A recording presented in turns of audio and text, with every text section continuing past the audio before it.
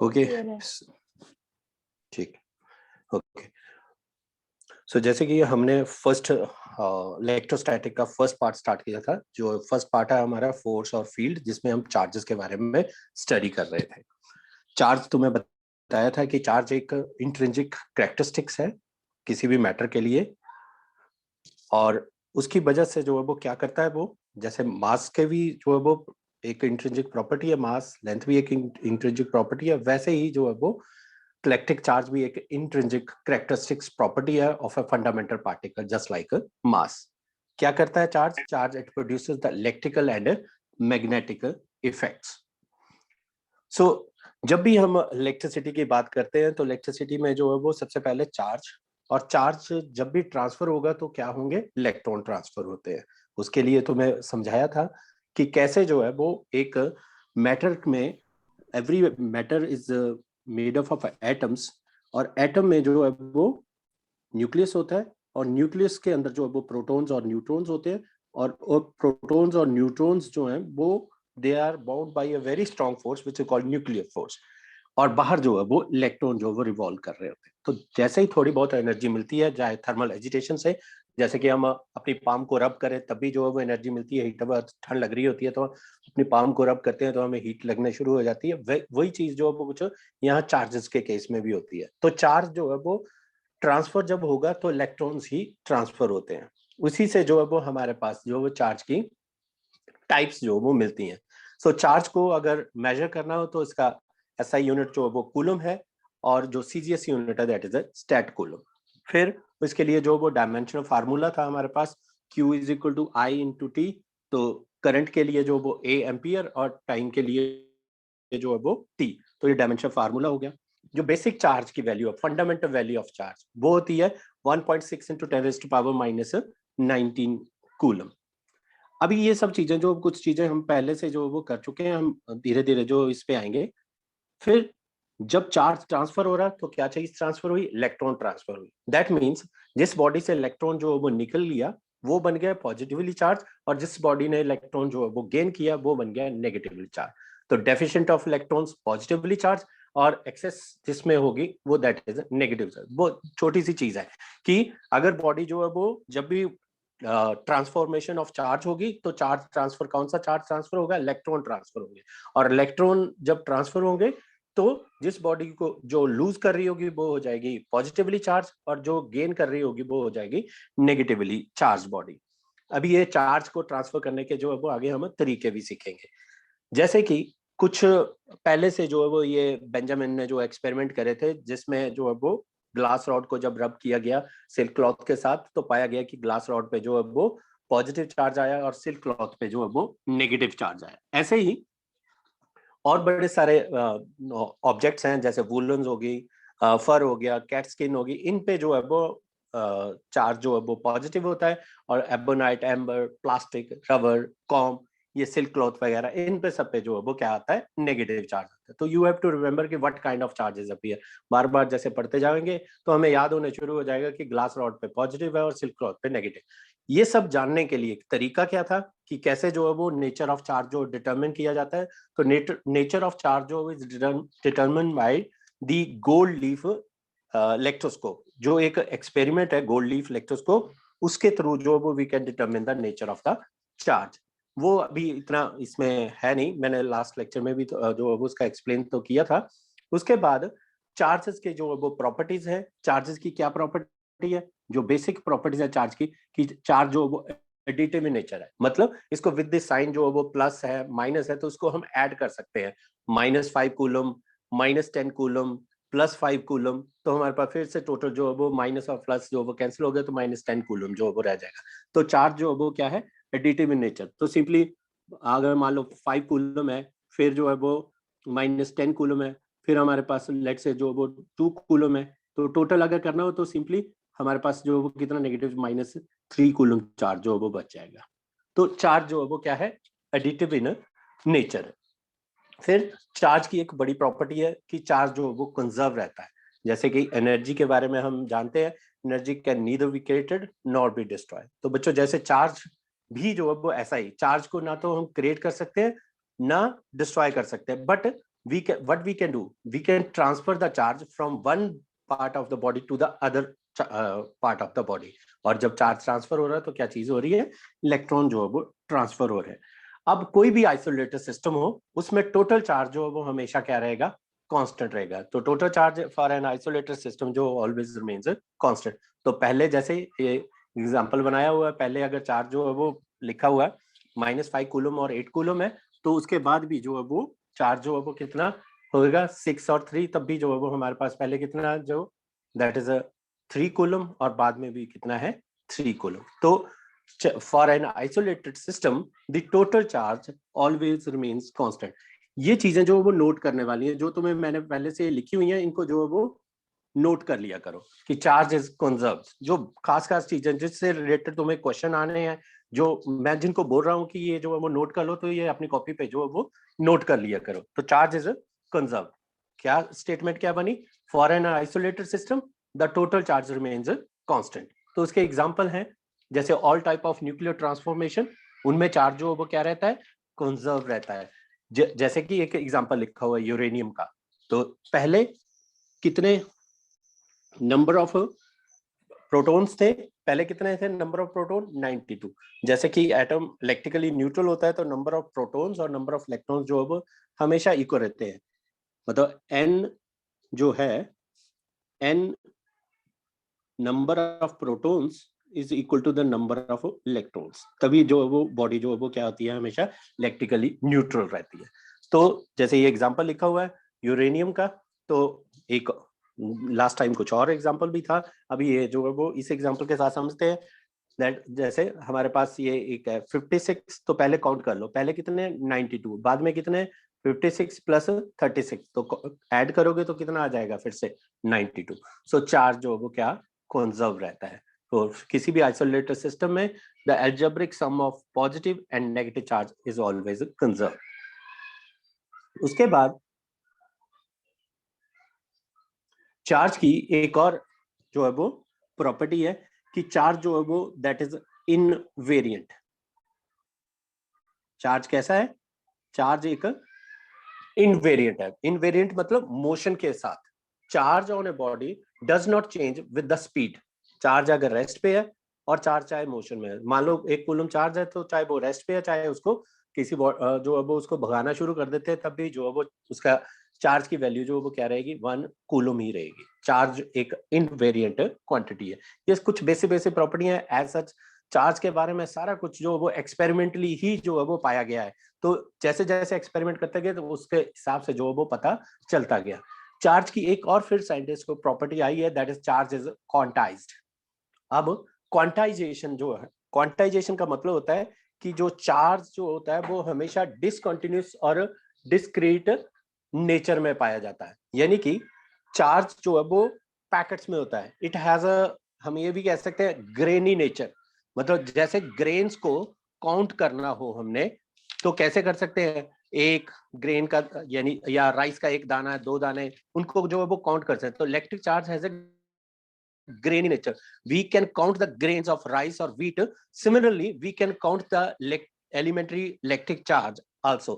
So quantization का मतलब ये हो गया कि किसी भी बॉडी पर जब टोटल चार्ज होगा तो वो हमेशा किसके इक्वल होगा, integral multiple of the fundamental value of the charge.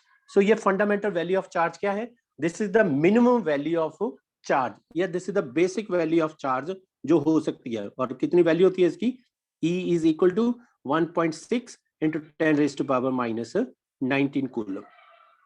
So the quantization of charge, ये नोट करने वाली चीज होगी कि quantization of charge जो है वो इसकी स्टेटमेंट है। क्वेश्चन भी आया हुआ बोर्ड में कि स्टेट क्वांटाइजेशन, तो it states that the total charge of the body is always integral multiple of fundamental charge. और क्या लिखा हुआ है मैंने, जैसे n जो है वो, n जो है वो नंबर ऑफ इलेक्ट्रॉन्स ट्रांसफर भी बता रहा है। अगर मुझे ये पता करना है कि मान लो इतने कूलम चार्ज जो किसी बॉडी के ऊपर चला गया, तो हमें पूछा जाए कितने इलेक्ट्रॉन ट्रांसफर हुए होंगे, तो वो इलेक्ट्रॉन के कितने इलेक्ट्रॉन ट्रांसफर हुए कैसे फाइंड आउट कर सकते हैं, हमें चार्ज पता है total divided by the fundamental value of the charge या the basic value of charge. Now here n can not be in fraction, तो n जो है वो हमारा हाफ 2.5 ऐसे नहीं हो सकता, ये हमेशा जो है वो एक होल नंबर में होगा। फिर उसके बाद चार्ज को हम माइक्रोस्कोपिक, एक होता है, दो तरह के लेवल तो मैं बताए थे, एक को बोलते हैं हम माइक्रोस्कोपिक, एक को बोला जाता है मैक्रोस्कोपिक। मैक्रोस्कोपिक का मतलब होता है large, macro means large, macroscopic level मतलब जब लार्ज वैल्यू होगी, जैसे चार्ज की भी बहुत बड़ी वैल्यू हो, 10 कूलम 100 कूलम, तो ये बहुत बड़ी वैल्यू है। मैक्रोस्कोपिक पे हम क्वांटाइजेशन को जो है वो इतना ज्यादा नहीं देखते, we can ignore the quantization at the macroscopic level, but at microscopic level it is more pronounced. मतलब ये है कि जब हम माइक्रोस्कोपिक लेवल पे बात कर रहे होंगे, माइक्रो मतलब स्मॉल हो गया, जैसे कि माइक्रो में 10 माइक्रोकूलम चार्ज की बात करें, या 100 माइक्रोकूलम चार्ज की बात करें, या ऐसे फेम्टोकूलम हो, ऐसे केस में जब चार्ज जो बहुत कम होगा तो उसको जो है वो वी कैन काउंट, बट जब वो लार्ज स्केल पे होगा तो हम चार्ज को काउंट नहीं कर पाएंगे। दैट्स वाई ये कह रहा है कि we can ignore the quantization of charge at macroscopic level, और माइक्रोस्कोपिक लेवल पे ही जो है वो क्वांटाइजेशन जो है वो हो सकती है। तो जैसे यहाँ पे जो है वो ये मेन पॉइंट्स जो वो नोट करते चला करो कि जो it is applicable at microscopic level, microscopic level पे ही जो हम क्वांटाइजेशन जो वो कर सकते हैं। उसके बाद आगे बढ़ने, जैसे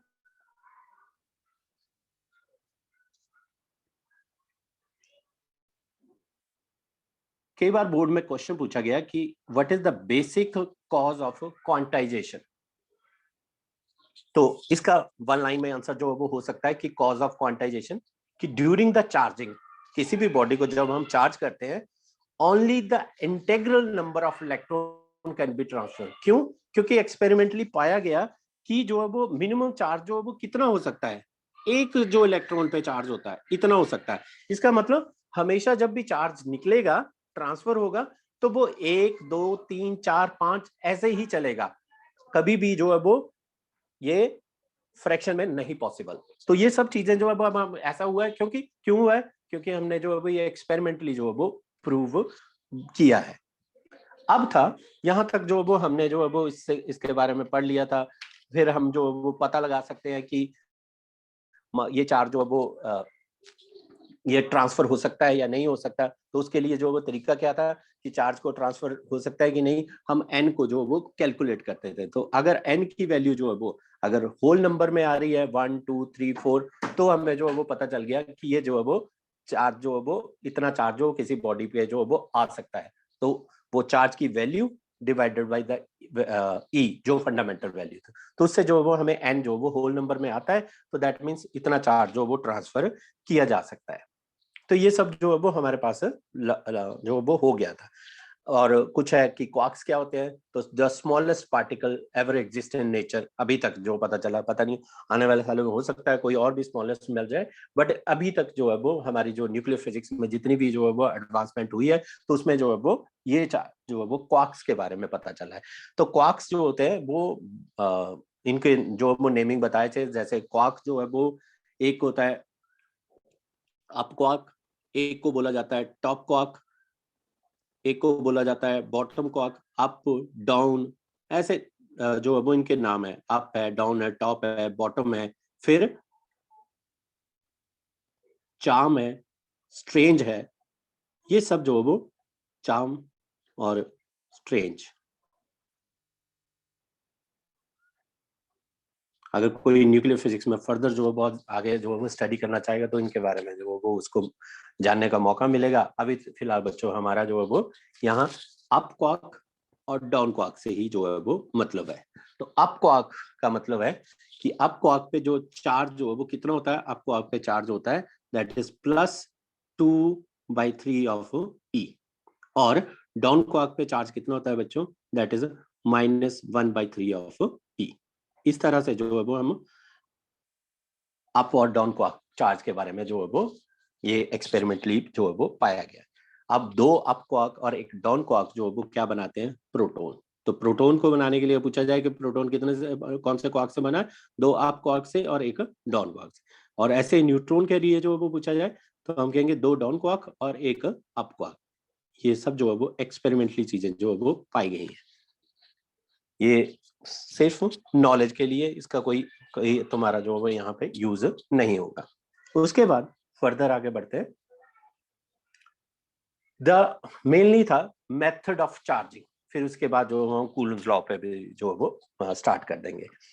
मेथड ऑफ चार्जिंग की किसी भी बॉडी को हमने पहले जान लिया कि हमेशा मैटर जो है वो that is made up of atom, और एटम जो है हमेशा इलेक्ट्रिकली न्यूट्रल होते हैं, यानी नंबर ऑफ प्रोटॉन्स और नंबर ऑफ इलेक्ट्रॉन हमेशा जो वो इक्वल रहेंगे।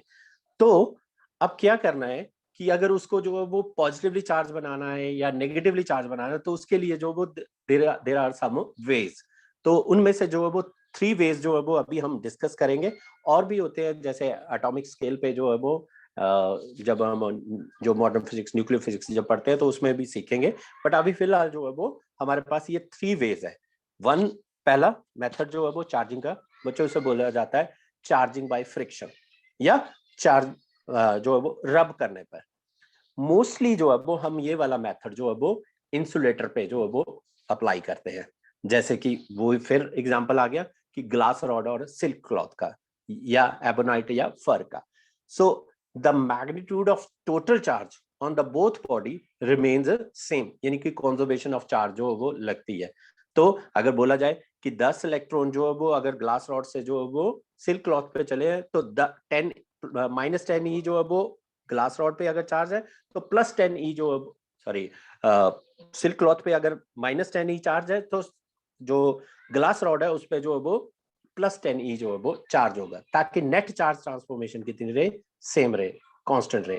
So the one method of charging is rubbing और फ्रिक्शन। तो इस मेथड से जो है वो कुछ एग्जांपल्स है, जैसे जो इनफ्लेमेबल मटेरियल कैरी करने वाले व्हीकल्स होते हैं, उनमें जो मेटल रोप्स जो है वो अर्थ को टच करती हुई जो है वो लगा रखी होती है, ताकि जो एक्सेस ऑफ चार्ज उसके ऊपर एक्यूमुलेट होता है, वो कैसे हो रहा है, एयर का के साथ बॉडी जो चल रही है, जो ट्रक टैंक चल रहा है उसके साथ जो वो फ्रिक्शन हो रहा है, तो उसकी वजह से जो है वो रब होने की वजह से और एयर के साथ फ्रिक्शन की होने की वजह से जो है वो उस पर चार्ज जो है वो एक्यूमुलेट हो जाता है। तो वो उस चार्ज को, एक्सेस चार्ज जो है वो एकदम से अर्थ में चला जाए, क्योंकि तो जैसे तुम्हें बताया कि पता है कि अर्थ जो है वो एक ओशन ऑफ इलेक्ट्रॉन्स है, बहुत जितना मर्जी जो इसमें डाल दिया जाए, जितना मर्जी इससे निकाल दिया जाए, इसके पोटेंशियल में जो फर्क नहीं होता।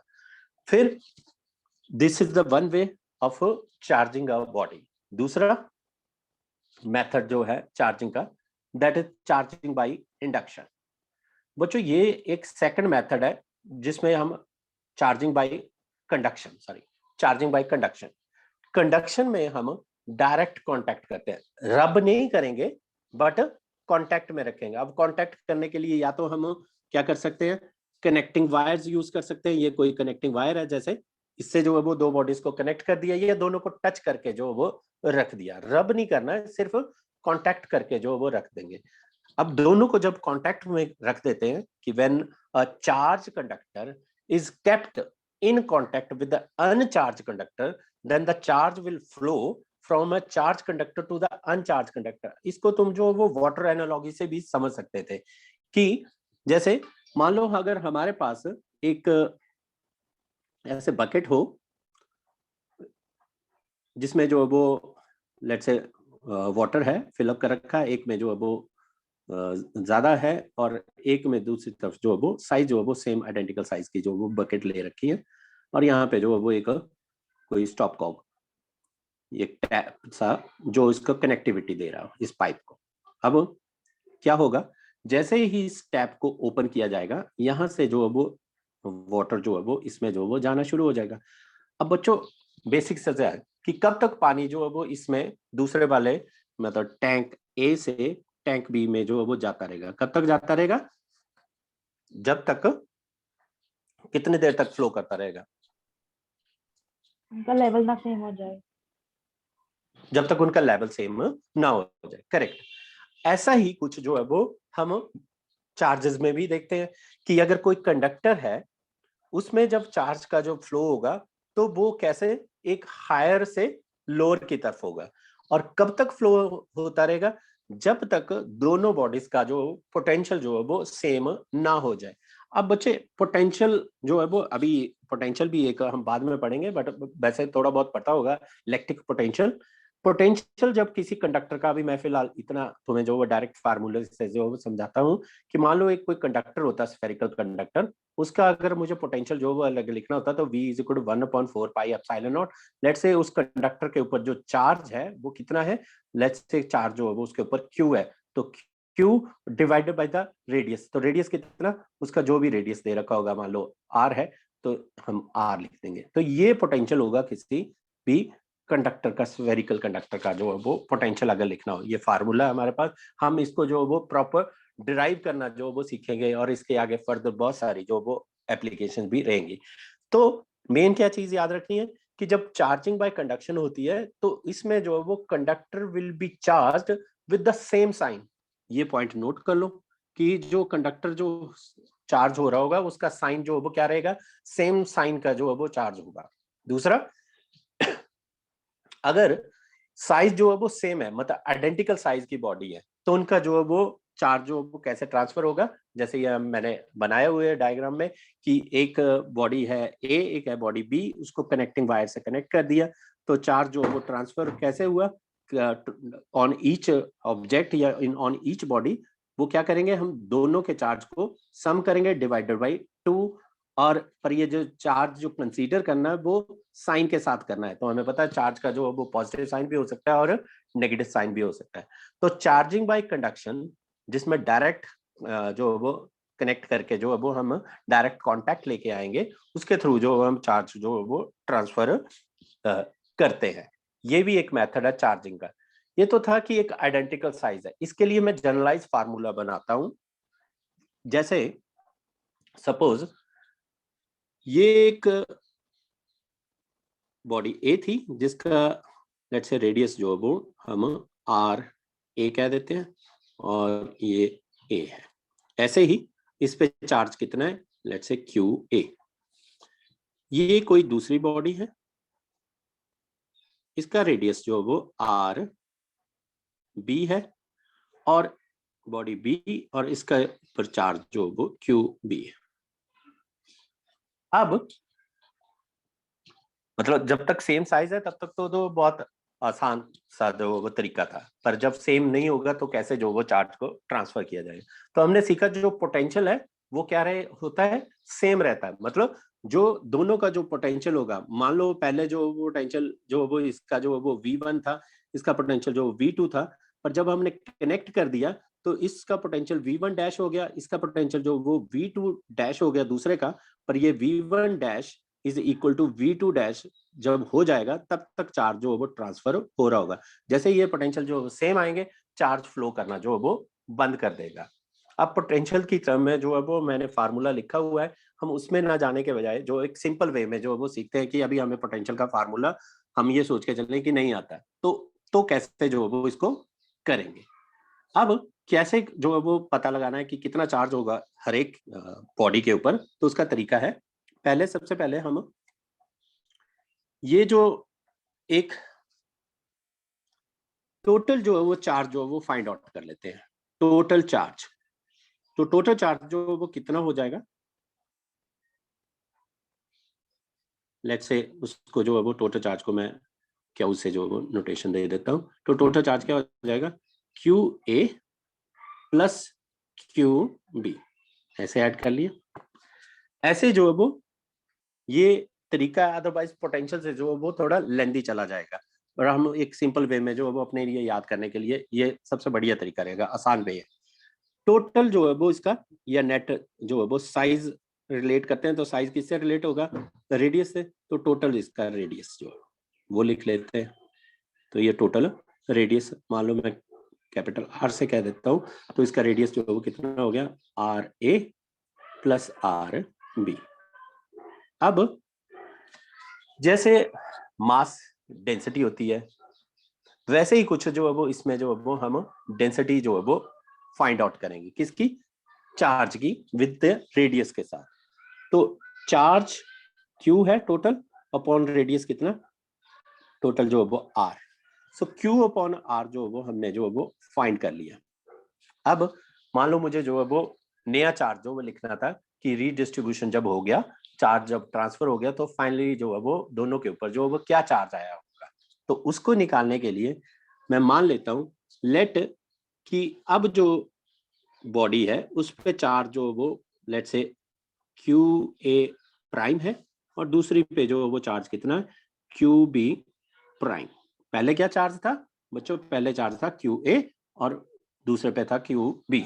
अब क्या किया हमने, चार्ज पर यूनिट रेडियस जो वो फाइंड आउट कर दिया। अब नया चार्ज जो वो लिखने का तरीका जो है वो सीखो। नया चार्ज जो होगा फाइनली वो किसके इक्वल हो जाएगा, that will be equal to QA prime जो है वो is equal to Q upon R, charge per unit radius ये आ गया, इनटू जिसका हमने चार्ज लिखना है तो उसका जो वो रेडियस लिख दो। तो रेडियस उसका कितना है RA, या इसे ऐसे लिख सकते थे कि QA plus QB divided by RA plus RB into RA। ये तरीका हो गया ना, यही लिखा चार्ज ऑन एक जो ए बॉडी थी उसके ऊपर जो वो कंडक्शन के बाद चार्ज जो वो इतना आ जाएगा। ऐसे ही मान लो बी का अगर निकालना है तो QB prime will be equal to वही same formula Q upon R into ये साथ साथ नोट करते चलना इंटू द उसका साइज उसका रेडियस तो कितना है उसका RB, जिसे हम ऐसे लिख सकते हैं QA plus QB upon RA plus RB into RB। तो ये जो है वो चार्ज निकालने का तरीका हो गया। एक बार नोट कर लो इस फार्मूले को। अब मैं जो है वो जो अभी पहले पीछे फार्मूला बनाया था उससे मैं लिंक करता हूँ इसको। एक ये फार्मूला हो गया, एक ये फार्मूला, नोट कर लो जल्दी से कि कैसे जो है वो कंडक्टर्स के केस में जब कंडक्शन करवानी है डायरेक्ट कांटेक्ट के थ्रू जब होता है तो कैसे जो है वो चार्ज जो है वो ट्रांसफर होता है। सो दो कंडक्टर के ऊपर जो है वो चार्ज, अब देखो ये तो मैंने सेम साइज के नहीं लिए थे ना, आइडेंटिकल नहीं थे, तो उसके लिए जो वो ये फार्मूला जो वो बन गया। अब सोचो कि सेम साइज होता तो कैसे जो है वो, नोट हो गया बच्चों, जल्दी से बताओ।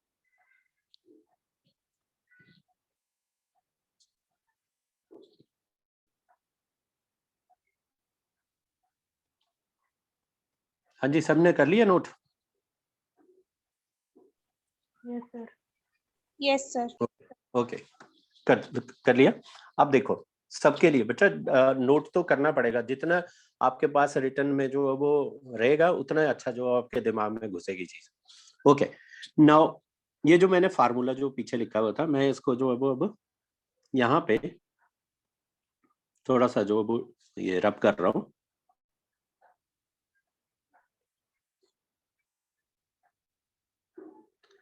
हमने देखा कि अगर सेम आइडेंटिकल साइज होगा, आइडेंटिकल साइज का मतलब क्या हुआ, जो हमारे पास RA है और RB है दोनों क्या होंगे, सेम होंगे, क्योंकि आइडेंटिकल साइज है ना, सेम साइज के लिए। तो सेम साइज के लिए जो वो चार्ज का डिस्ट्रीब्यूशन जो वो कैसे रहेगा, तो सेम साइज मतलब साइज को जो वो हम किससे, रेडियस से जो वो रिलेट कर सकते हैं। तो RA equal to RB, let's say R लिख देते हैं क्योंकि दोनों को आइडेंटिकल है ना, सेम साइज के हैं। अब देखते हैं कि फाइनली चार्ज जो वो क्या होगा। तो देखो ये वाला पहले वाला फार्मूले से जो लिंक करो, QA की वैल्यू जो होगी QA प्राइम, अभी भी वही सब जो वो पहले की तरह लेट करके रखो कि QA और QB जो वो दोनों पे चार्ज था और रेडियस जो वो सेम है R जो ले लिए RA और RB सेम है R। अब वैल्यू डालो ये वाला फार्मूला बच्चों जल्दी से। तो charge of A plus charge of B हो गया divided by R plus R। चलो एक बार ऐसे लिख देते हैं R plus R into A का जो रेडियस है वो भी R है, तो ये कितना आ गया value, Q A plus Q B, ये जो 2r हो जाना था, 2r से एक r कैंसिल हो जाना, तो क्या बच गया हमारे पास 2।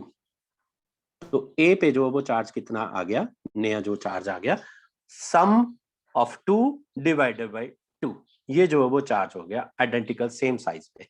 ये जो है वो आगे फोर्स जब कैलकुलेट करते हैं तो उसमें हम ये क्वेश्चन जो है वो, ये कॉन्सेप्ट जो है वो कंडक्टर के ऊपर जो है वो जब कंडक्शन होती है तो ये कॉन्सेप्ट जो अप्लाई करेंगे और कूलम फोर्स जो वो कैलकुलेट करना सीखेंगे।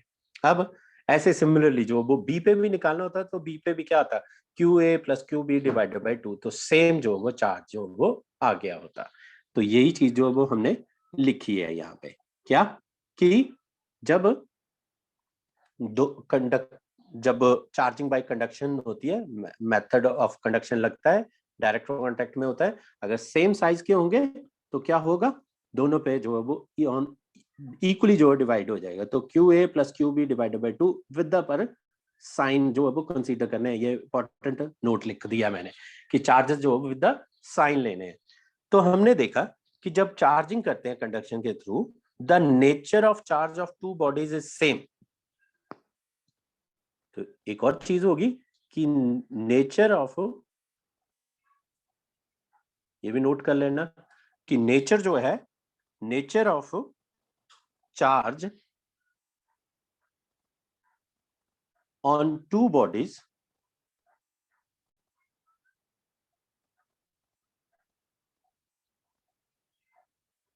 is on two bodies is same।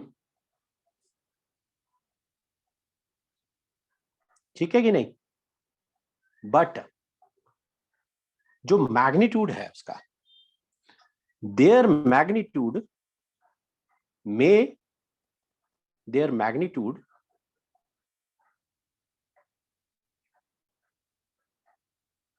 may or may not, may or may not,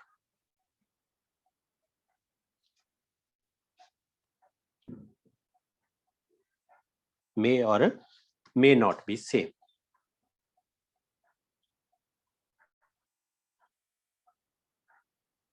may not be same।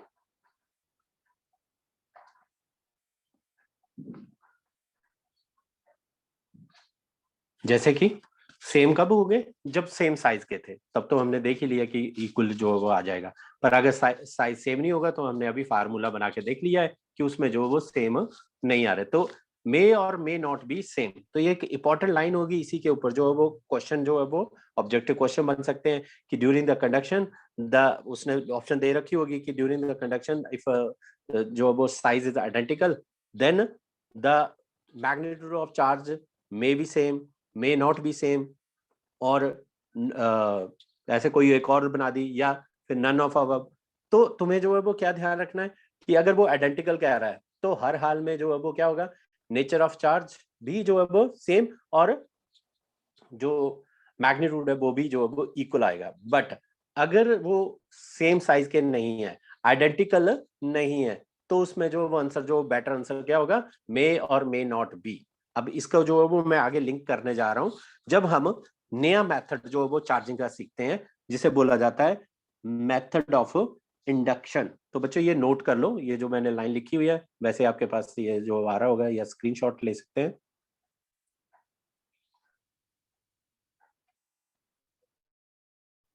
Okay, हो गया।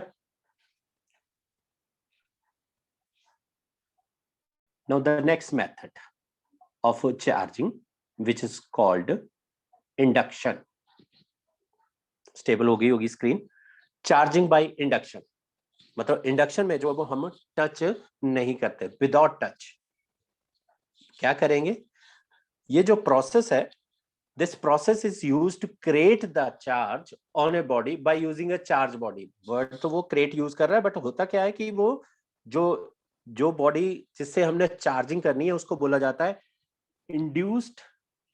Inducing body. जो बॉडी जिससे जो है वो हमने चार्ज करना है किसी बॉडी को, जैसे कि ये तुम देख पा रहे होगे कि ये ग्लास रॉड है, अब इस ग्लास रॉड को, जैसे कि हमें पता है ग्लास रॉड जो है वो पहले से जो है वो पॉजिटिवली चार्ज नहीं होगी, क्या किया होगा हमने इसे सिल्क क्लॉथ के साथ रब किया होगा, फिर जब रब किया तो उसके ऊपर जो वो पॉजिटिव चार्ज जो वो आ गया। ऐसे अलग अलग एग्जाम्पल के साथ भी समझ सकते थे। तो जब इंडक्शन होती है तो जो चार्ज डेवलप हो रहा हो, ये नोट करने वाली बातें हैं। जब इंडक्शन होती है तो फिर मैं बाद में ये एक्सप्लेन करता हूँ प्रॉपर, पहले नोट कर लो कि when while induction the charge developed will be will always be opposite to the charge on the stimulating body। stimulating body कौन सी है? जो इंड्यूस करने जा रही है बॉडी। जो इंड्यूसिंग बॉडी होती है, एक होगी जो इंड्यूस होगी और एक है जिसने इंड्यूस करवाना है। तो इंड्यूस्ड या स्टिमुलेटिंग वाली बॉडी जो होगी उससे हमेशा ऑपोजिट होगा। जैसे कि अभी तुम देख पा रहे होगे कि एक, जैसे ये ग्लास रॉड का एग्जांपल है, इसको पहले जो वो इससे सिंपल वाले से समझते हैं। देखो क्या हुआ, लेट्स से कि एक हम जो वो न्यूट्रल बॉडी जो वो ले लेते हैं। तो this is a neutral body और ये कैसे इंसुलेटिंग स्टैंड पे है। ध्यान देना कि ये इंसुलेटिंग स्टैंड होगा। अगर हम इसे जो है वो ये इंसुलेटिंग नहीं होगा तो जो है वो क्या होगा, चार्ज जो है वो हमारे हमने पकड़ के रखा है तो हमारे बॉडी से जो है वो अर्थ में जो है वो चला जाएगा, तो चार्जिंग जो वो पॉसिबल ही नहीं है। तो इंसुलेटिंग स्टैंड होना चाहिए पहली तो चीज। अब इस इंसुलेटिंग स्टैंड को जो है वो इंसुलेटिंग स्टैंड पे एक चार्ज बॉडी जो है वो हमने रख दी। अब क्या करना है, इसको चार्ज करना by the method of induction. तो इंडक्शन में क्या होता है कि हम बॉडी को जो वो नियर बाई लेके आएंगे जो स्टिमुलेटिंग बॉडी है। अब वो स्टिमुलेटिंग बॉडी जो है वो लेट से ये एक अनचार्ज है, मतलब इसमें जो वो इक्वल नंबर ऑफ क्या होंगे, प्रोटॉन्स होंगे और इक्वल नंबर ऑफ इलेक्ट्रॉन्स होंगे। हम कह सकते हैं कि number of protons equal to the number of electrons, ये सिचुएशन रहेगी। अब इसके पास जो नियर बाई एक चार्ज बॉडी लेके आ रहे हैं, मैं एग्जांपल जो वो ग्लास रॉड के साथ कर रहा हूँ, तो उस ग्लास रॉड को जो पहले क्या किया, रब किया होगा सिल्क क्लॉथ के साथ, तो ये जो है वो पॉजिटिवली चार्ज बन गई। तो ये जो है वो मेथड जो फ्रिक्शन या रबिंग वाला जो कर रखा है, तो पहले भी हमने सीख लिया वो। अब उसके बाद हमने इसको टच नहीं करना है, तो टच करे बिना जो है वो हमने इसको जो है वो डायरेक्ट जो है वो कांटेक्ट नहीं होगा, विदाउट टच होगा और उसके नियर बाई प्लेस कर दिया। अब बच्चों होगा क्या, क्योंकि ये जो पॉजिटिव पॉजिटिव चार्ज है वो क्या करेगा कि जो इसके अंदर जो नेगेटिव नेगेटिव चार्ज था वो उसको जो है वो अट्रैक्ट करेगा। तो वो इस कंडक्टर के एक फेस के साइड, एक साइड पे जो है वो जहां पे स्टिमुलेटिंग बॉडी है या इंड्यूसिंग बॉडी है उसके पास जो वो आ जाएगा। और जब दूसरा जो पॉजिटिव पॉजिटिव चार्ज होगा वो क्या कर जाएगा, रिपल्शन की वजह से जो है वो अभी जो है वो इस तरफ आ जाएगा। मान लो अगर ये जो है वो मैं कितने 3 2 5 और यहाँ पे भी 5 बना देता हूँ। अभी भी ये बॉडी जो है वो जैसे कि देख पा रहे होगे क्या है, इलेक्ट्रिकली जो है वो न्यूट्रल है, तो अभी भी ये चार्ज बॉडी नहीं बनी है। फिर अब उसका क्या इलाज है कि अगर इसे चार्ज बॉडी बनाना है तो हमें जो है वो Np और Ne की रेशियो जो है वो इक्वल नहीं रहनी चाहिए। अब इसको कैसे खत्म किया जाए, इसको कैसे चेंज किया जाए, तो उसको चेंज करने का तरीका जो है वो क्या रहेगा, वो देखो हम क्या करते हैं। नेक्स्ट स्टेप, तो ये जो है वो ऐसे सोच सकते हैं कि ये जो है वो स्टेप नंबर 1 था। उसके बाद अब स्टेप नंबर 2 पे आ जाते हैं। तो स्टेप नंबर 2, अब ये जो बॉडी थी, अभी थोड़ा साइज जो है वो छोटा बड़ा नहीं हो रहा होगा, ये सेम ही रह रही होगी। और यहाँ पे ये जो है वो स्टिमुलेटिंग बॉडी रखी हुई है। हम क्या करते हैं कि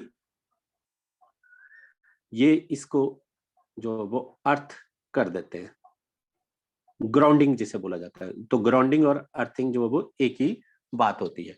जब हम इसको अर्थ कर देंगे तो जैसे कि बताया, अर्थ जो है वो इज चार्ज का एक बहुत बड़ा ओशन है जिसमें जो है वो इसका पोटेंशियल जो हमेशा क्या रहता है, 0 वोल्ट। तो जितना मर्जी चार्ज जो वो इसमें से निकाल लिया जाए, जितना मर्जी चार्ज इसके अंदर डाल दिया जाए, इसको जो है वो कोई फर्क अर्थ को नहीं फर्क पड़ता। तो अब क्या होगा कि यहाँ से जो है वो इलेक्ट्रॉन जो है वो ये इलेक्ट्रॉन इसको जो है वो पॉजिटिव चार्ज को जो वो क्या करने लग पड़ेंगे, न्यूट्रल करने शुरू कर देंगे। अब क्या होगा, धीरे धीरे जो पॉजिटिव चार्ज जो वो न्यूट्रल होता जाएगा और इस बॉडी के ऊपर जो मोस्ट ऑफ द जो वो क्या रहेगा, नेगेटिव चार्ज जो वो रहेगा। नेक्स्ट स्टेप में थर्ड जो सीन बनेगा इसका, थर्ड स्टेप में जो दिखेगा वो, अब क्या करो कि इस को जो है वो ये हो गया, इसके ऊपर जो है वो यहाँ पे ये सारा नेगेटिव नेगेटिव चार्ज, और यहाँ पे जो है वो मोस्ट ऑफ द जो चार्ज जो है वो क्या कर गया, न्यूट्रल हो गया, मतलब अर्थिंग कर रखी है। तो अभी भी जो है वो हमारी ये जो रॉड है, ग्लास रॉड, ये इसके नियर बाई पड़ी हुई है, तो अट्रैक्शन जो है वो लग रही है, नेगेटिव चार्ज वो ऐसे रहेगा।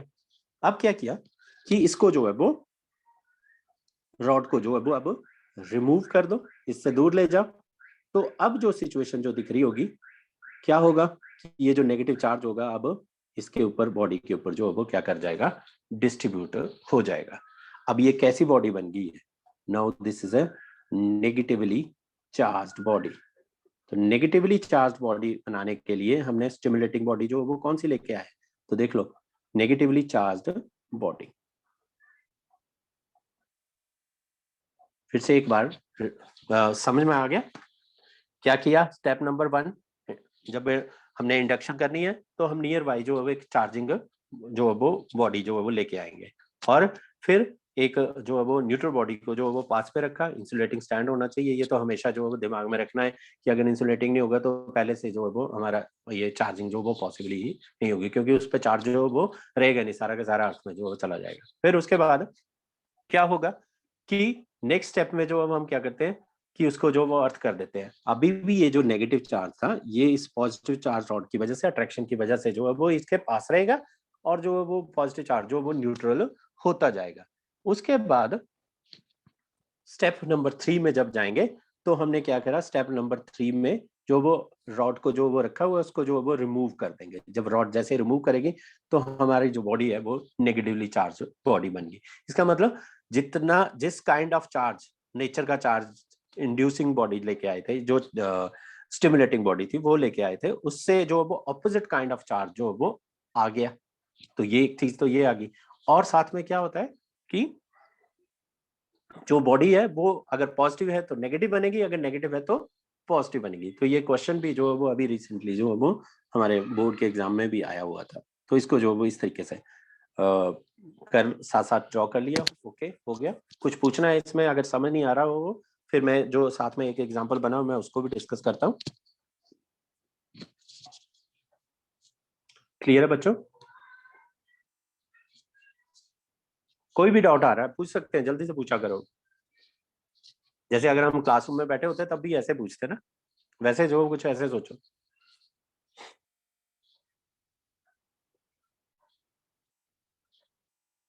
Yes, sir.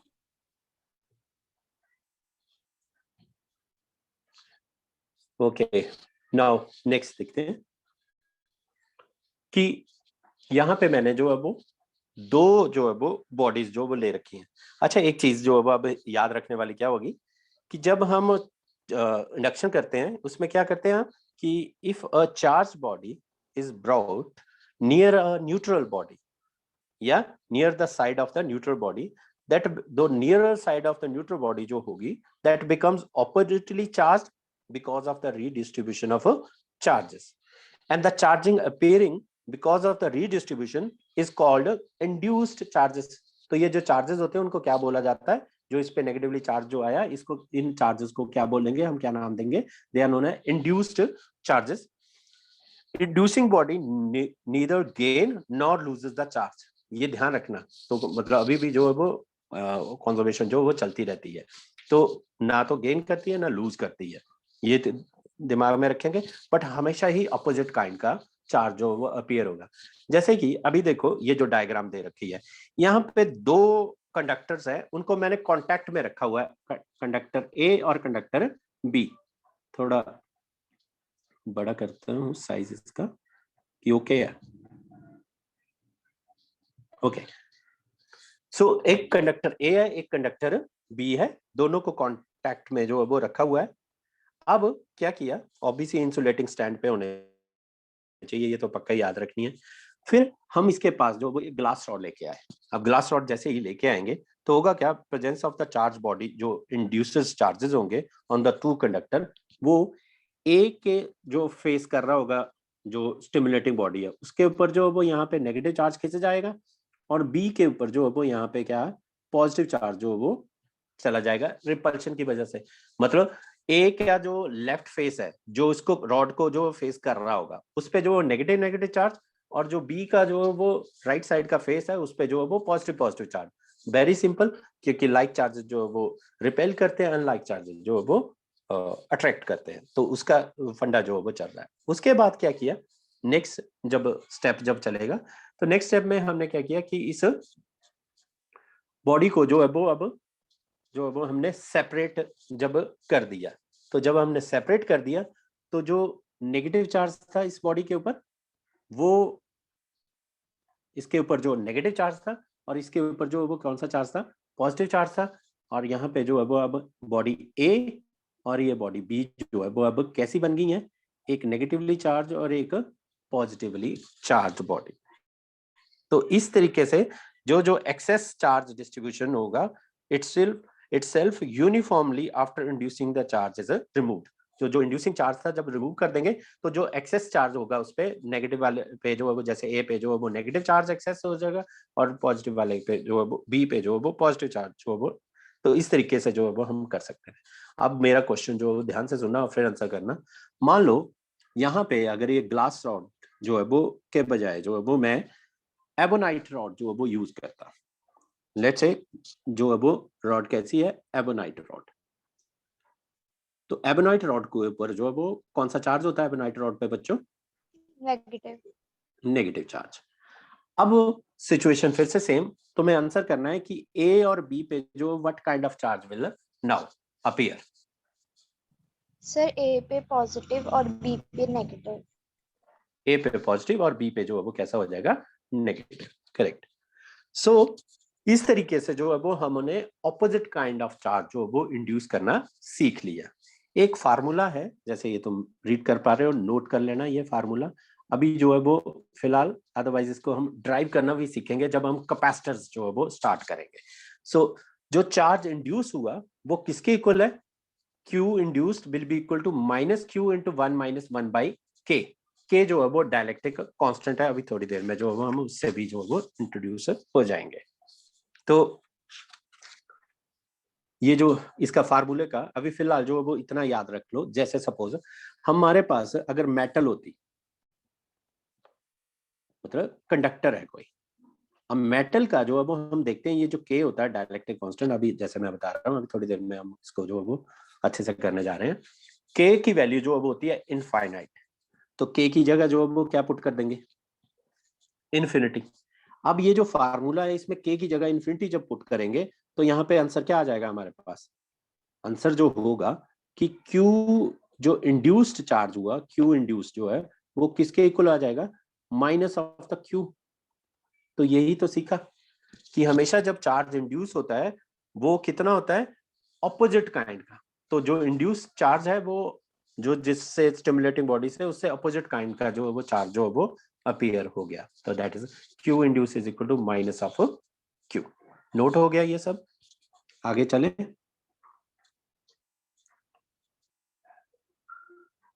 तो ये अच्छे से जो जो स्क्रीन पे आ रहा है तो साथ साथ जो वो नोट कर लिया करो। ये तुम्हारे नोट्स भी जो वो बनते जा रहे हैं। अगर जिसको जो वो कहीं पे नहीं आया होगा तो वो मैं स्लाइड जो वो पीछे कर दूंगा, आप बता देना कि ये नहीं हुआ। Now the next, that is one of the important topic जो हमने इलेक्ट्रिकल इफेक्ट कहा था कि चार्जेस जो वो बेसिकली उसके जो प्रॉपर्टी में क्या आती है, इलेक्ट्रिक फोर्स जो वो एग्जर्ट करते हैं। जैसे कि इसमें हम बात करें, जब कोई मैसिव बॉडी होती है उसका मास, एक का मास m1, दूसरी मैसिव बॉडी है उसका मास जो वो m2, और उसके बीच में जो वो सेपरेशन कितनी है r। तो न्यूटन ने, ग्रेट साइंटिस्ट न्यूटन ने हमें बताया कि ये जो फोर्स लगा रहे होंगे मैसिव बॉडी वो होगी the product of the masses and inversely proportional to the square of the distance. ये हमारी कौन सी फोर्स आ गई? ग्रेविटेशन वाली। तो न्यूटन्स लॉ ऑफ ग्रेविटेशन ये कहता है कि अगर दो मैसिव बॉडी होंगी तो उनके बीच में जो फोर्स लग रही होगी वो इस फार्मूले से जो वो कैलकुलेट कर सकते हैं। अब ये तो थी मैसिव बॉडी। हम यहाँ पे जो वो बात कर रहे हैं एलिमेंट्री पार्टिकल्स की, बहुत छोटे हैं, क्वांटम लेवल पे हैं, जैसे कि प्रोटॉन्स, न्यूट्रॉन्स, ठीक है, इलेक्ट्रॉन्स। यहाँ पे क्या होगा कि ये जो चार्जेस हैं, फोर्स जो है वो ये तो लग ही रही थी, मतलब मास जब मैसिव बॉडी में, पर यहाँ पे भी जो है वो देखा गया कि कोई ना कुछ फोर्स जो है वो लग रही है। उस फोर्स को जो है वो हम एक टॉर्शन बैलेंस होता है, उससे जो है वो हम इलेक्ट्रोस्टैटिक फोर्स को मेजर करते हैं। याद रख लो कि जो इलेक्ट्रोस्टैटिक फोर्स है वो किससे मेजर होती है? टॉर्शन बैलेंस से। उससे जो है वो हम इस इलेक्ट्रोस्टैटिक फोर्स को जो मेजर करते हैं। तो ये टॉर्शन जो बैलेंस होता है उससे जो है वो हम इलेक्ट्रोस्टैटिक फोर्स को मेजर कर रहे हैं। ये जो लॉ बना ये ऑब्वियसली एक्सपेरिमेंट करके जो है वो बना। तो एक्सपेरिमेंट क्या था? उसमें जो है वो पहले जो है वो प्रोटॉन और न्यूट्रॉन रखे, फिर प्रोटॉन और प्रोटॉन रखे, फिर प्रोटॉन और neutron, neutron neutron, electron electron, ये सब जो है वो अलग अलग करके जो है वो स्टेजेस जो वो देखते गए। तो पाया गया कि अगर चार्जेस जो है वो पॉइंट है, तो मतलब ये ध्यान रखने वाली बात होगी ना कि अगर चार्जेस कैसे हैं? पॉइंट चार्जेस हैं। Just a second.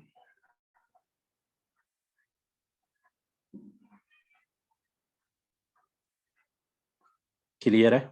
Okay. So Coulomb's law in electrostatic हमें कैलकुलेट करता है फोर्स बिटवीन द चार्जेस। तो लेट्स से ये चार्ज रख दिया है Q1 और एक चार्ज रख दिया Q2 और उसके बीच में सेपरेशन कितनी है? R है। ये चार्ज कैसे है? ये चार्ज जो वो पॉइंट चार्ज है। पहली तो चीज, पॉइंट चार्ज हमें फिजिक्स में पॉइंट चीज जब डिफाइन करते हैं तो कि फिजिक्स में डेफिनेशन होती है पॉइंट्स की, पॉइंट साइज की, पॉइंट ऑब्जेक्ट की, कि if the distance covered by that body is very large as compare to its size. तो यहाँ पे जब हम पॉइंट की बात कर रहे हैं, एलिमेंट्री क्वांटम की बात कर रहे हैं, तो वो ये पॉइंट साइज जो वो चार्ज होना चाहिए और चार्ज जो रेस्ट पे। तो ये जो इसके स्टार्टिंग में जो है वो इसकी जो कूलम्स लॉ की जो वो लिमिटेशंस जो वो मिल जाती हैं कि कूलम लॉ ऐसे नहीं है कि हर एक चार्ज के ऊपर नहीं हम अप्लाई कर सकते। मैसिव बड़ा चार्ज होगा तो उसके ऊपर we can not apply the Coulomb's law. We can apply the Coulomb law only for the point charges and the charges should be at rest. अब रेस्ट पे मतलब स्टेशनरी है। तो अकॉर्डिंग टू कूलम ने पाया कि जैसे ये एक्सपेरिमेंट करता गया, अलग अलग चार्जेस जो रखे गए, प्रोटॉन प्रोटॉन रखा, फिर तो उसने पाया कि फोर्सेस जो है वो इस तरीके से जो वो वेरी कर रही हैं, बट ये फोर्स जो वो ग्रेविटेशन फोर्स से अलग आ रही है। इसका मतलब ये है कि जो एलिमेंट्री पार्टिकल है वो भी कोई और फोर्स जो वो एग्जर्ट करते हैं, तो वो फोर्स को उसने नाम दे दिया that is Coulomb force in electrostatic. According to this his जो वो उसने एक्सपेरिमेंट जो स्टेटमेंट दी, अकॉर्डिंग टू दिस लॉ जो वो क्या कहता है, द मैग्नीट्यूड, ये स्टेटमेंट नोट कर लेना, the magnitude of the force acting between the 2 point charges at rest is directly proportional to the product of the charges, जैसे कि देख पा रहे होगे, F is directly proportional to Q1 Q2 and inversely proportional to the square of the distance between them। तो ये simple सी statement होगी। तो कूलम लॉ क्या कहता है कि फोर्स जो है वो किस पे डिपेंड करती है? The product of the charges, of course magnitude of the charges पे डिपेंड करती है, और it is inversely proportional to the square of the distance. अब ये जो स्क्वायर ऑफ द डिस्टेंस है, ये हमने अभी थोड़ी देर पहले मैंने जो वो न्यूटन्स लॉ ऑफ ग्रेविटेशन लिखा था, उसके अकॉर्डिंग भी फोर्स जो वो कैसे square of the distance very कर रही थी। जो ऐसी फोर्सेस होती है उनको हम कह सकते हैं कि दे ओबे इनवर्स स्क्वायर लॉ। तो एफ जो है वो ये जो कूलम फोर्स है ये इनवर्स स्क्वायर लॉ जो वो ओबे करती है। अब इनको जब कंबाइन करके लिखते हैं हम, तो क्या वैल्यू आई जब हम इसको जो वो कंबाइन करके जो वो लिख रहे हैं, तो इसकी वैल्यू जो है वो क्या आ रही है? दिस कंबाइनिंग दिस फोर्सेस, मैं यहाँ पे अलग से जो वो लिख रहा हूं, F is equal to K Q1 Q2 divided by distance का स्क्वायर। अब ये जो K है, ये इसको बोला जाता है, K is known as, K को बोलते हैं प्रोपोर्शनैलिटी कांस्टेंट। ये तो पता ही है, बड़ी जगह जो हम यूज करते हैं प्रोपोर्शनैलिटी कांस्टेंट। फिर K जो है वो एक कूलम कांस्टेंट भी कहलाता है। K is also known as a Coulomb's constant।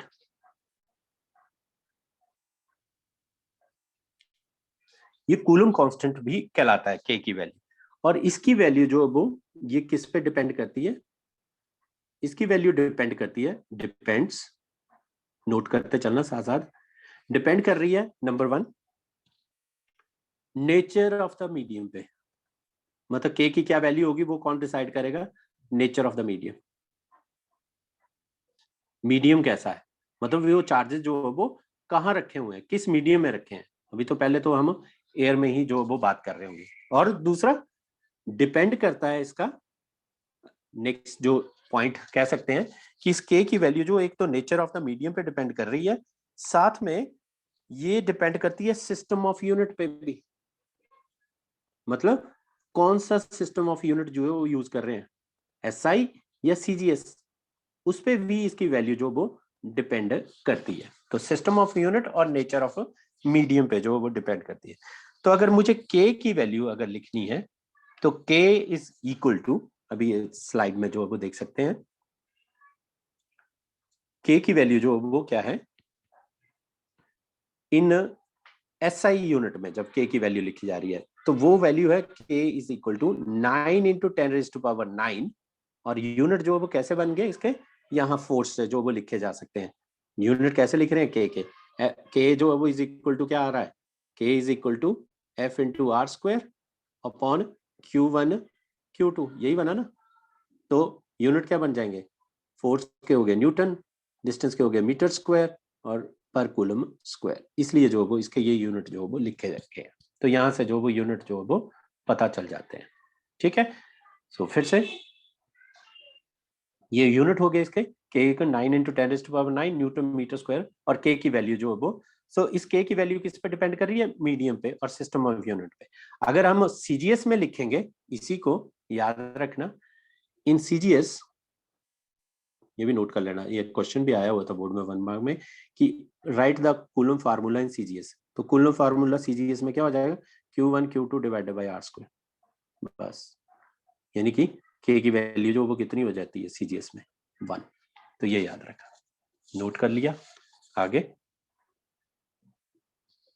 Now force जो है वो ग्राफ में जैसे तुम देख पा रहे होगे कि it is inversely proportional to R है, तो इस तरीके से कुछ बना सकते थे हम, जो ग्राफ इनवर्सली प्रोपोर्शनल के लिए होता है। दूसरा, ये जो फोर्स होती है, ये क्योंकि चार्जेस जो है वो एक पॉजिटिव है एक नेगेटिव है, तो ये फोर्स जो है वो एक रिपल्सिव हो सकती है और एक अट्रैक्टिव हो सकती है।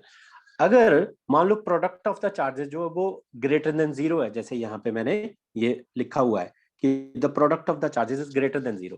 ग्रेटर देन 0 का मतलब क्या हुआ, दैट मीन्स वैल्यू जो है वो क्या, ग्रेटर देन 0 मतलब या तो दोनों जो है वो क्या रहेंगे, पॉजिटिव पॉजिटिव होंगे या दोनों ही नेगेटिव नेगेटिव होंगे, तभी तो प्रोडक्ट जो ग्रेटर देन 0 आएगा, पॉजिटिव आएगा। तो इस केस में फोर्स का नेचर जो वो क्या हो जाएगा, तो nature of force is repulsive. तो फोर्स जो है वो या तो रिपल्सिव होगी या अट्रैक्टिव होगी, जो चार्जेस की बात कर रहे हैं। जबकि ग्रेविटेशन में जो वो क्या होती है, gravitational force is always attractive in nature. तो ये अट्रैक्टिव और रिपल्सिव दोनों हो सकती है। जैसे कि दूसरा जो वो देख पा रहे होगे कि अगर मान लो दोनों, ये एरो से भी थोड़ा आइडिया लगता है कि एरो जो है वो एक दूसरे दूर जा रहे हैं तो रिपल्सिव है, और एरो जो है वो एक दूसरे की तरफ लगे हुए हैं तो जो है वो हमारी फोर्स जो वो क्या है, अट्रैक्टिव है। तो एक एग्जांपल के साथ मैंने समझाया यहाँ पे कि अगर मैं ग्राफ ड्रॉ करता फोर्स वर्सेस एफ वर्सेस किसके बीच में, 1/r के बीच में या 1/r² के बीच में, तो ग्राफ की शेप जो वो क्या होती, अगर r होता या r² होता तो इनवर्सली प्रोपोर्शनल जो रेक्टेंगुलर हाइपरबोला बनता। पर अब क्या क्या शेप आ जाएगी बच्चों, ये आ जाएगी स्ट्रेट लाइन। अब इस स्ट्रेट लाइन से जो है वो हम इसके स्लोप से जो वो हम आइडिया लगा सकते हैं कि जो चार्ज का जो प्रोडक्ट है उसका मैग्नीट्यूड वाइज जो है वो वैल्यू जो है वो क्या है, मतलब अट्रैक्टिव फोर्स कौन सी है, रिपल्सिव फोर्स कौन सी है। तो वो तो ग्राफ पे जो वो इजिली रीड कर सकते हैं, जैसे कि ये ध्यान देना, ये जो ग्राफ बना हुआ है ये यहाँ पे देखो, एक मैंने चार्ज लिखा है Q1 Q2 के लिए और एक बनाया Q3 Q4 के लिए। तो देखो जो Q1 Q2 था वो कौन सी फोर्सेस थी, पॉजिटिव है ना, तो देख लो पॉजिटिव साइड पे जो है वो ये ग्राफ जो है वो बना हुआ है। और Q3 Q4 जो है वो क्या थी, अट्रैक्टिव थी, मतलब नेगेटिव थे, तो ये नेगेटिव साइड पे, तो इधर फोर्स जो वो पॉजिटिव होगी और इधर जो वो क्या होगी, नेगेटिव। ग्राफ को जो जैसे रीड करते हैं, तो बड़ा आसान सा है ये ग्राफ। अब क्या है कि इसमें जो तुम्हें और आगे फर्दर आकर क्वेश्चन पूछा जाता कि मान लो जो वो डिस्टेंस जो है वो सेम है, क्या कह रहा हूं कि आर जो है वो उसको सेम रख देते हैं, अब मीडियम भी जो है वो सेम रख देते हैं। तो देखो जी यहाँ से जो है वो Q1 Q2 और Q3 Q4 में जो वो किसका मैग्नीट्यूड ऑफ चार्ज जो वो ज्यादा होगा, तो वो कैसे पता लगाया जा सकता था, वो इसकी यहाँ से देख सकते हो, ये एंगल से, मतलब जिसकी स्लोप जो है वो ज्यादा उसमें मैग्नीट्यूड ऑफ चार्ज जो है वो क्या होगा, ज्यादा, जिसकी कम तो उसका जो वो, तो Q1 Q2 और Q3 Q4 में जो वो किसकी वैल्यू जो वो ज्यादा होगी, तो Q3 Q4 की वैल्यू कम है और Q1 Q2 की जो वो वैल्यू जो वो ज्यादा है। अगर डाउट आ रहा है तो पूछ लो जल्दी से, नहीं तो आगे जो है वो हम इसको आगे कर रहे हैं फर्दर। अब यहाँ तक जो है वो मीडियम तक तो बात होगी कि हमारे पास जो है वो एक पता चल गया कि जो मीडियम है के की वैल्यू जो है वो जब हम लिख रहे होंगे किसमें, वैक्यूम में जब कह रहे होंगे, तो इस के की वैल्यू जो वो क्या आ जाती है, 1/4 pi epsilon naught into, sorry 1/4 pi epsilon not, और इसकी वैल्यू कितनी आई, 9 × 10⁹9 की। अब अगर ये किसके लिए हुआ, फ्री स्पेस या वैक्यूम के लिए, और इसको क्या पढ़ते हैं हम, this is known as epsilon naught. तो ये क्या है हमारा एप्सिलॉन नॉट।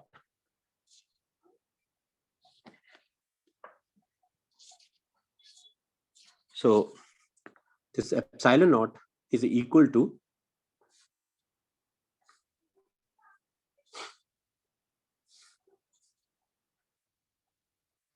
8.854 into 10⁻⁻12। ये इसकी वैल्यू है एप्सिलॉन नॉट, और इसको क्या पढ़ते हैं, परमिटिविटी ऑफ फ्री स्पेस। तो this is represent the permittivity of free space, free space या वैक्यूम भी कह सकते हैं, फ्री स्पेस कह लो या वैक्यूम कह लो, दोनों में जो है वो इसकी वैल्यू जो है वो ये रहेगी एप्सिलॉन नॉट की 8.854 × 10⁻⁻12। और यूनिट क्या हो जाएंगे इसके, जो के थे उसके उल्टा लिख दो, तो उसके क्या थे, आई थिंक न्यूटन, क्या थे यूनिट उसके, जल्दी से बताओ क्या यूनिट थे बच्चों, न्यूटन उसके metre unit square coulomb inverse. Square, correct, तो इसका इनवर्स कर दो आप, तो वो क्या हो जाएगा, कूलम स्क्वायर और पर न्यूटन पर मीटर स्क्वायर, ठीक है, पर न्यूटन और पर मीटर स्क्वायर, ये बन जाएंगे। ये जो कूलम्स लॉ है ये सिर्फ एप्लीकेबल होगा पॉइंट चार्जेस के लिए, और साथ में जब इसका वेक्टर फॉर्म बनाई जाती है तो उसमें पता चलता है कि कूलम्स लॉ जो है वो it obeys the Newton's third law of motion. थोड़ी देर में आते हैं इसमें, पहले जो है वो ये नोट हो गया।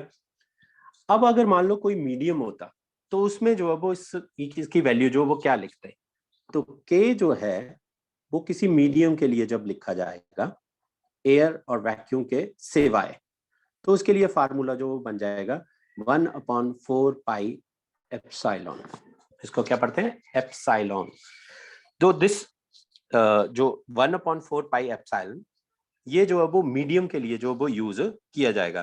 तो अगर मुझे फोर्स को जो वो किसी मीडियम में अगर लिखनी होगी तो उसके लिए जो फार्मूला जो वो ये यूज करना है, जैसे फोर्स इन मीडियम में, तो that is equal to force in medium is equal to क्या बन गई 1/4 पाई एप्सिलॉन Q1 Q2, वही जो चार्जर रखे हो तो डिस्टेंस भी वही रखते हैं फिलहाल, तो R², ये मीडियम में लिखा गया। ऐसे ही हमने फोर्स जो वो वैक्यूम में भी जो लिखी थी, वैक्यूम में क्या फोर्स लिखी थी, वैक्यूम में फोर्स थी F in vacuum is equal to F in vacuum is equal to 1/4 pi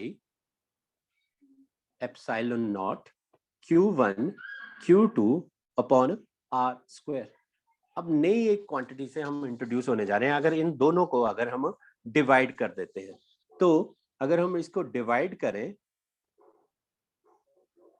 ये जो दो इक्वेशन बन के आ गई हैं हमारे पास, इनको जब डिवाइड करते हैं तो हमारे पास force in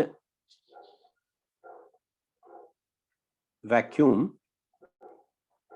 upon force in medium is equal to क्या आ जाएगी, that is equal to epsilon upon epsilon not, या इसको जो वो एक और नाम देंगे, that is equal to epsilon r, that is the relative permittivity, या इसको एक और नाम देंगे के, जिसे हम डायलेक्ट्रिक कांस्टेंट बोलते हैं। मैं फिर स्लाइड पे जो वो दिखा रहा हूं इसको। तो क्या किया कि फोर्स को जब वैक्यूम से जो है वो किसी मीडियम में जो चार्जेस को लेंगे तो उसके बीच में फोर्स कितनी होगी, ये फार्मूला जो हमने लिख दिया। तो जब हमने डिवाइड करके देखा तो उसकी वैल्यू जो वो क्या आ रही है, force in vacuum upon force in medium is equal to epsilon upon epsilon not, या जिसे जो है वो हम एप्सिलॉन आर भी रीड कर सकते हैं और के भी रीड कर सकते हैं। इनके नाम बताना जा रहा हूँ अभी, ये यहाँ तक जो वो नोट कर लो। ये इस पे भी जो वो बनी होगी स्लाइड पे भी, वहां पे मैं दिखा देता हूँ। तो क्या था, नोट हो गया कि नहीं, देख लो। एप्सिलॉन अपॉन एप्सिलॉन नॉट, तो दैट इज एप्सिलॉन आर या के भी बोला जाता है। अब इनके नाम देखो जल्दी से। ये जो है इसको बोला जाता है डाइलेक्ट्रिक कांस्टेंट। क्या रीड करते हैं इसको हम, डाइलेक्ट्रिक कांस्टेंट, या इसे बोला जाता है रिलेटिव परमिटिविटी।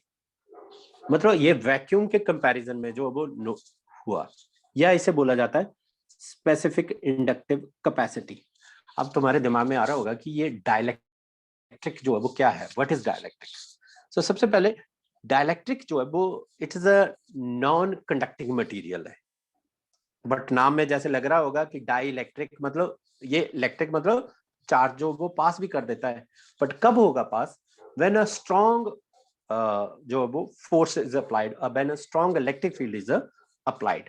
तो ऐसा मटेरियल जो कंडक्टिंग, पहले है तो इंसुलेटर पर फिर क्या कंडक्ट कर जाता है। जैसे कि कोई भी जो है वो बड़े सारे मटेरियल जो है वो ये डाइलेक्ट्रिक में लिए जा सकते हैं। जैसे के मान लो ऑयल ले लो, माइका ले लो, ये डाइलेक्ट्रिक कांस्टेंट में जो है वो मेटल जो है वो उनके भी हर एक की जो है वो अपनी अपनी एक डाइलेक्ट्रिक वैल्यू होगी कि वो किसी हद तक जो है वो करेंगे। मेटल में जो है वो मेटल का तो डाइलेक्ट्रिक कांस्टेंट इनफाइनाइट होता है, वो भी हम पता लगेगा कि क्यों होता है इसका। पर जो बाकी चीजें हैं, ऑयल है, इन सब के जो है वो, या वाटर का उसका डाइलेक्ट्रिक कांस्टेंट जो है वो, वाटर का डाइलेक्ट्रिक कांस्टेंट होता है दैट इज के की वैल्यू वाटर के लिए जो वो होती है 80। इसका मतलब ये के एक्चुअल में जो वो इसका मीनिंग क्या है, डाइलेक्ट्रिक कांस्टेंट या रिलेटिव परमिटिविटी जो वो क्या करेगी, या स्पेसिफिक इंडक्टिव कैपेसिटी जो वो क्या, इसका रोल क्या है।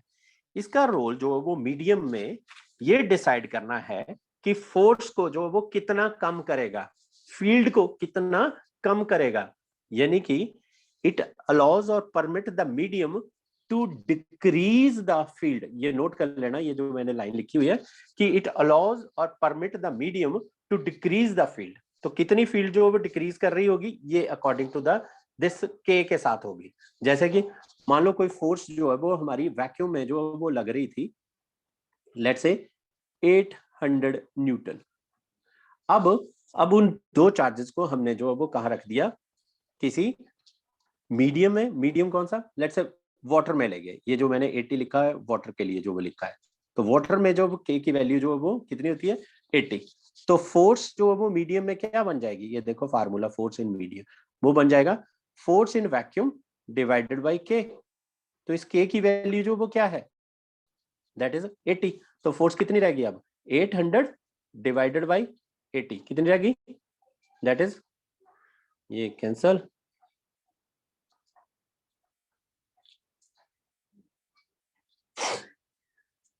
कितनी होगी,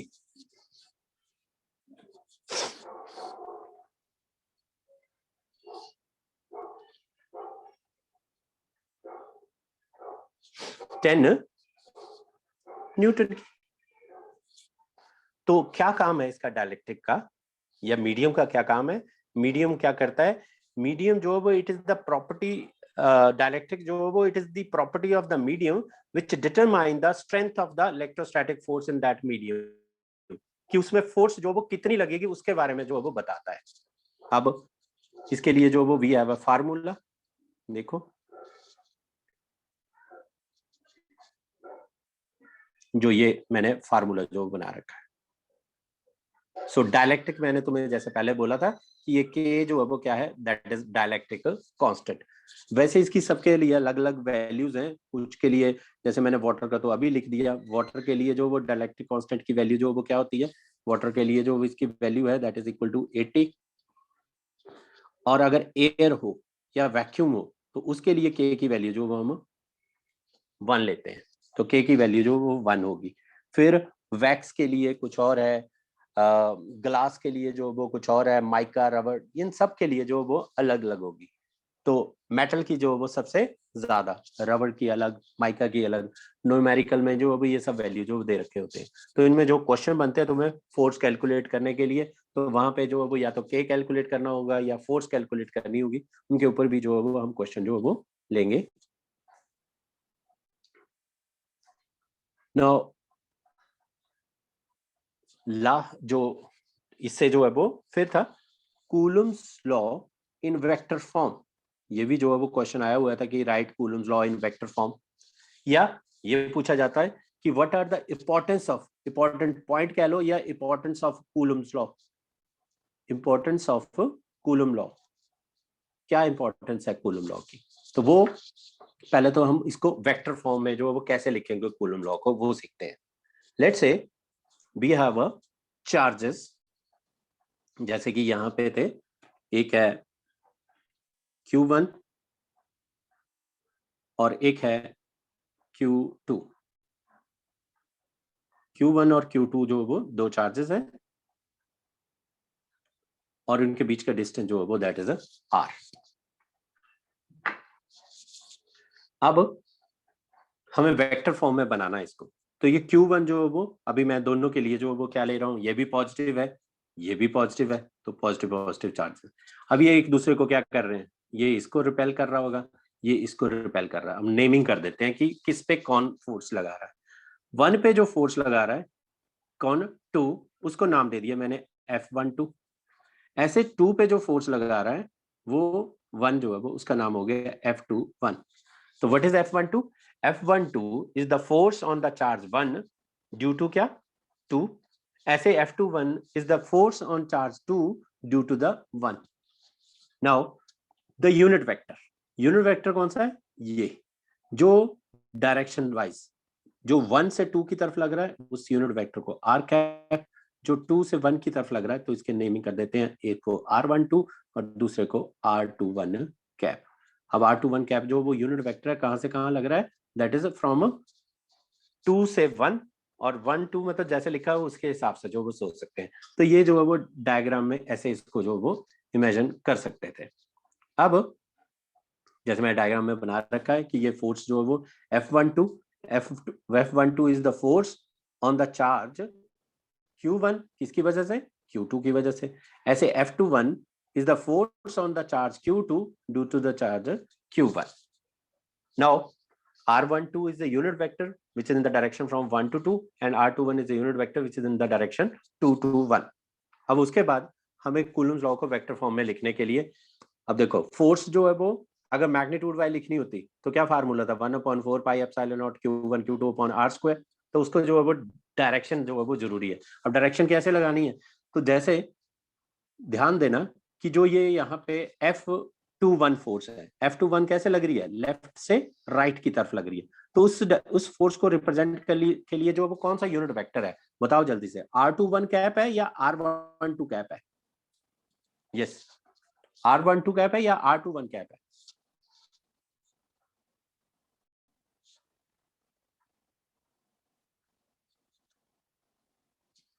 कौन सा है?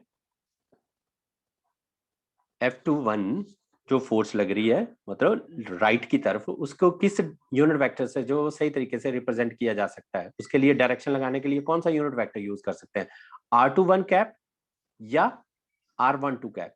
तो जो 2 से 1 है वो कैसे लग रही है, लेफ्ट से राइट, मतलब 1 से 2 की तरफ। तो 1 से 2 की तरफ कौन सा यूनिट वेक्टर है, R12। इसलिए जो है वो F21 के साथ जो वो क्या लगा दिया, R12 कैप। तो ये coulomb law in vector form हो गया। ऐसे F12 जो है वो उसके लिए कौन सी डायरेक्शन है, R21। As we know the unit vector मतलब जिनका मैग्नीट्यूड जो वो क्या होता है 1, बट डायरेक्शन क्या, ऑपोजिट। इसलिए अगर मैं इनको रिप्लेस करूं तो हम पाते हैं कि ये जो फोर्स है 2-1 और 1-2 वो इक्वल है और ऑपोजिट है। इसका मतलब कि अगर ये कहा जाए कि मान लो एक ये चार्ज था, एक ये चार्ज था, ये चार्ज Q1 है, ये चार्ज Q2 है। मान लो Q2 जो है वो इस पे फोर्स लगा रहा है लेट्स से 10 न्यूटन की। तो बताओ Q2 पे कितने न्यूटन की फोर्स जो वो लग रही होगी। तो कितने न्यूटन की फोर्स लग रही होगी, क्योंकि ये इक्वल और ऑपोजिट होती है। तो ये भी जो वो क्या लगा रहा है, तो जितना चाहे ये 5 कूलम होता, ये 10 कूलम होता, बट जो जितनी फोर्स जो है वो ये 5 कूलम एक्सपीरियंस कर रहा होगा, उतनी ही जो 10 कूलम फोर्स जो है एक्सपीरियंस कर रहा होगा। They are equal and opposite. तो ये सबसे बड़ी बात पता चली vector form of Coulomb's law से। तो vector form of Coulomb's law जो है वो हमें एक तो ये बताता है कि this obeys the Newton's third law of motion. ये नोट करते चलना है पॉइंट सारे, कि it obeys the Newton's third law of motion. दूसरा, forces are central, that means central forces उनको बोला जाता है which act along the line joining the centre of the two charges. मतलब ये है कि अगर ये एक चार्ज है, ये एक चार्ज है, ये जो है वो ये Q2 Q1, तो फोर्स जब भी लगेगी तो ऐसे नहीं होगा कि ये फोर्स जो वो ये Q2 जो है वो इस Q1 के इस डायरेक्शन में जो है लगा देगा, या ये जो है वो Q2 पे जो है वो ऐसे इस डायरेक्शन में कोई फोर्स जो वो लगा देगा। हमेशा कैसे लगेंगी, always along the line joining the charges. That means हमेशा जो फोर्स कैसे लगेगी, along the line joining the charges. अगर रिपल्सिव है तो ऐसे बाहर की तरफ बनानी है, और अगर अट्रैक्टिव है, अगर ऑपोजिट चार्जेस है तो फोर्स जो वैसे लगेगी। बट कैसे, always along the line joining the charges. तो ये जो है वो इससे वेक्टर फॉर्म से जो है वो पता चलता है। फिर दूसरा, ये जो है वो रेंज जो होती है इसकी 1, जैसे एटॉमिक स्केल पे बात करते हैं उसके इक्वल होती है। तो वैसे तो रेंज इसकी इनफाइनाइट लिख सकते हैं। एक और बात जो वो हम कूलम लॉ में बोल सकते हैं कि this force is conservative in nature. तो बच्चों +1 में पढ़ा होगा कंजर्वेटिव का मतलब क्या होता है। कंजर्वेटिव कोई बता सकता है?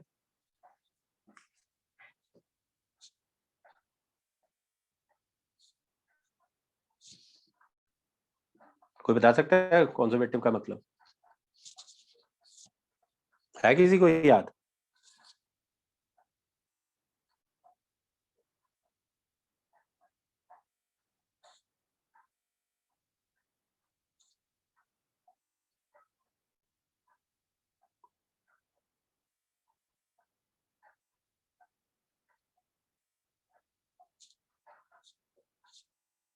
कंजर्वेटिव का मतलब होता है कि अगर work done is independent of the path, then the work done by that force जो है वो कौन सी फोर्स होगी, वो दैट इज कंजर्वेटिव। अगर पाथ डिपेंडेंट होगा तो वो नॉन कंजर्वेटिव होगी। मतलब ये है कि अगर हमें जो है वो किसी ये A पॉइंट से B पॉइंट जाने के लिए जो है वो हम मान लो ये वाला रास्ता यूज करें, हम ये वाला रास्ता यूज करें या हम ऐसे सीधे जाएं या ये वाला, तो ये पाथ 1 हो गया, ये पाथ 2 हो गया, ये पाथ 3 हो गया, ये पाथ जो वो 4 बन गया। तो अगर वर्क डन, अगर कंजर्वेटिव फोर्स होगी तो वर्क डन जो 1 का होगा वही जो वो 2 का होगा, वही जो वो 3 का होगा और वही जो वो 4 का होगा। तो work done is independent of the path followed, then the force is said to be conservative. जैसे कि electrostatic force is a conservative force, फिर gravitational force is a conservative force. बल लाइक नॉन कंजर्वेटिव कौन सी होती हैं, जैसे जो वो इंडक्टिव फोर्सेस जो होती हैं, फिर अपना फ्रिक्शन जो है वो नॉन कंजर्वेटिव फोर्स। तो ये चीज जो है वो हमें, और अगर लास्ट जो है वो इससे कि हमने देखा कि जो फोर्स कैलकुलेट करनी है ओनली किसके बीच में, बिटवीन द 2 पॉइंट चार्जेस के लिए। पर मान लो चार्जेस 2 से ज्यादा बड़े हो तो कैसे फोर्स कैलकुलेट करेंगे, तो उसके लिए वी हैव अ, ये भी स्टेटमेंट वाइज जो वो आया हुआ था बोर्ड में कि state the principle of superposition. So principle of superposition जो हम कब यूज करते हैं, when there are number of charges are present.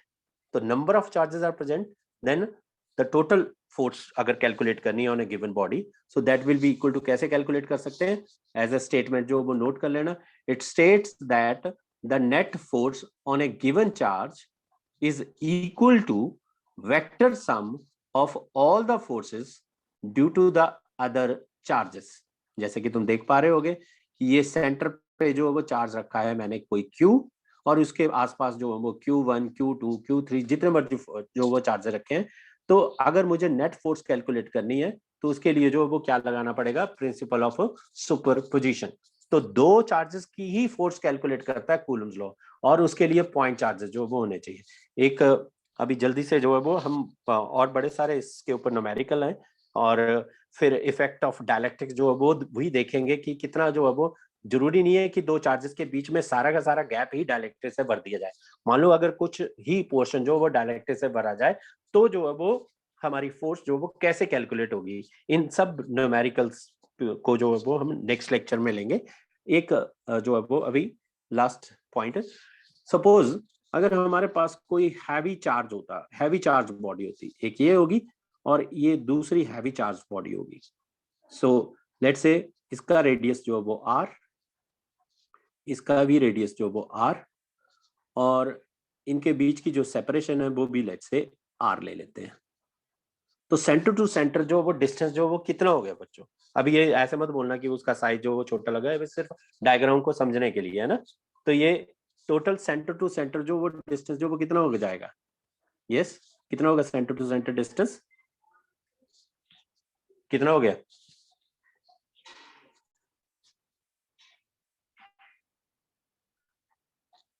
Three are 3r, correct, 3r distance हो गया। अब यहाँ पे अगर ये पूछा जाता कि इफेक्टिव फोर्स जो है वो क्या लग रही होगी, जो इफेक्टिव फोर्स है वो क्या होगी, ओके सॉरी 3r, ये 3r है। अब इफेक्टिव फोर्स जो वो हमने बतानी है, इस पे जो वो क्या होगी, लेट्स से मैं कहूं क्या लगाओगे, कूलम्स लॉ लगेगा। फार्मूला क्या है, K Q1 Q2 divided by distance का स्क्वायर। तो डिस्टेंस कितना है इनके बीच में, 9r स्क्वायर। तो ये फोर्स जो वो कैलकुलेट होगी by using the Coulomb law. Is it correct और नॉट? ये सबसे जिसको भी समझ आ रहा है वो बताए कि क्या मतलब है कि कूलम्स लॉ पॉइंट चार्जेस का। और यहाँ पे मैंने जो वो क्या है, एक लार्ज बॉडी साइज लिया, मतलब ज्यादा चार्ज है, लार्ज अमाउंट ऑफ चार्ज है, मतलब कुछ भी ले लो, मतलब जितने भी कूलम जो वो ज्यादा, मतलब हैवी चार्ज या लार्ज अमाउंट ऑफ चार्ज है। तो ऐसे केस में जो वो ये फोर्स जो वो क्या ठीक लिखी गई?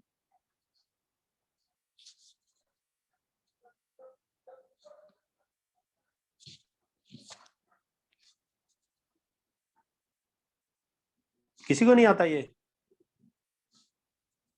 कि अगर चार्ज बहुत ज्यादा हो तो अगर हमें फोर्स कैलकुलेट करनी है ऐसे फार्मूले में कूलम्स लॉ लगा के, तो क्या ये ठीक हो रही है कि नहीं हो रही है, ये आंसर करना है।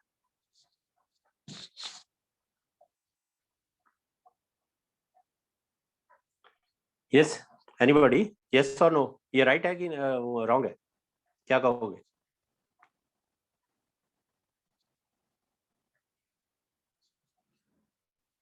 नहीं आइडिया? देखो हमने बोला था कि कूलम्स लॉ जो है वो is applicable only for the point charges और चार्जेस जो शुड बी एट रेस्ट। ये अभी भी चार्जेस जो रेस्ट पे हैं, बट ये पॉइंट नहीं है, ये हैवी लार्ज साइज बॉडी है, तो इस पे चार्ज भी जो है वो ज्यादा है।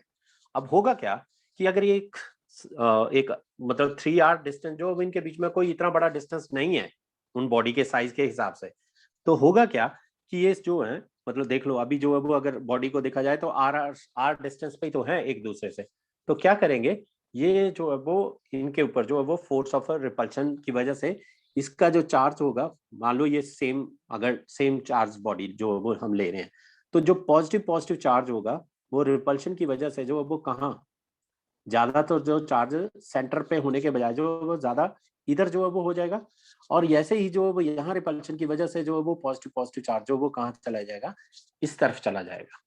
फिर से अगर ये सेम चार्ज बॉडी थी तो और पास में है तो क्या होगा, रिपल्शन की वजह से जो वो जो चार्ज होगा वो सेम चार्ज जो है वो एक दूसरे से दूर चला जाएगा। तो हम तो ये सोच रहे थे कि क्योंकि कूलम फोर्स जो है वो हमेशा जब लगाई जाती है तो line joining the centre of the charge और सेंटर टू सेंटर जो है वो लिया जाता है डिस्टेंस।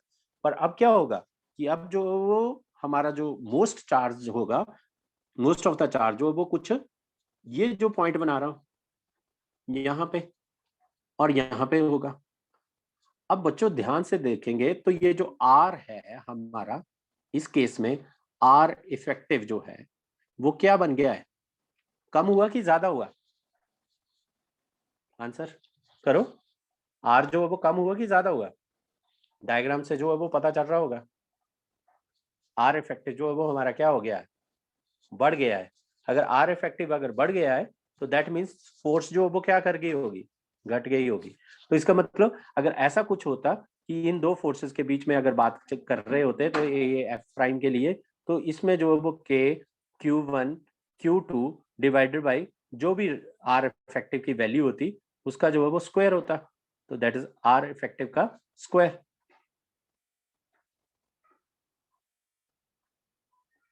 ये इस तरह से Q1 Q2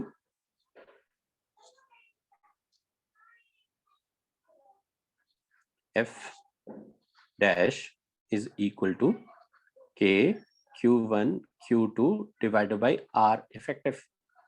तो एक्चुअल में जो हमारा ये R effective जो वो क्या कर गया है, बढ़ गया है। इसका मतलब बढ़ गया तो ये जो F dash होगी वो क्या हो जाएगी, कम हो जाएगी। तो F dash जो वो इस F से जो वो डेफिनेटली क्या रहेगी, कम ही रहेगी। ये जो F हम कैलकुलेट कर रहे थे अगर इसको जो वो एज ए पॉइंट चार्ज की तरह जो वो लेते हैं, पर ऐसा हम कर नहीं सकते। तो that means the Coulomb's law is can be applicable only for the point charges। वो चार्ज का साइज जो बहुत छोटा होना चाहिए और चार्जेस जो वो कैसा होना चाहिए, रेस्ट पे होना चाहिए। तो जब नेक्स्ट लेक्चर में होगा तो उसमें हम सीखेंगे कि अगर मान लो ऐसे ये चार्जेस पड़े हुए थे, ये एक चार्ज है ये दूसरा चार्ज है, और इनके बीच में अगर अलग अलग मल्टीपल मल्टीपल मीडियम जो है वो इंट्रोड्यूस कर दिए जाए अलग अलग, मान लो इसका डायलेक्ट्रिक कांस्टेंट K1, इसका डायलेक्ट्रिक कांस्टेंट K2, इसका K3, तो फिर जो है वो फोर्स जो है वो कैसे कैलकुलेट करेंगे? क्योंकि अभी तक हमने फोर्स जब डायलेक्ट्रिक कांस्टेंट की टर्म में कैलकुलेट करी तो हम मीडियम में फोर्स ऐसे लिख रहे थे, force in medium is equal to 1/4 pi epsilon naught into epsilon r या के Q1 Q2 upon are square. ये जो है वो फार्मूला तब तक ही लग सकता था जब तक ये जो बीच में जो जगह है ये सारी की सारी एक ही मटेरियल से जो है वो फिलअप हो रखी होगी, तो जो है वो हम ये फार्मूला लगा के फाइंड आउट कर लेंगे। पर अगर ऐसा नहीं है, अलग अलग होंगे, तो कैसे ये फोर्स जो वो कैलकुलेट करेंगे? So we will discuss on the next lecture. So that's all for today.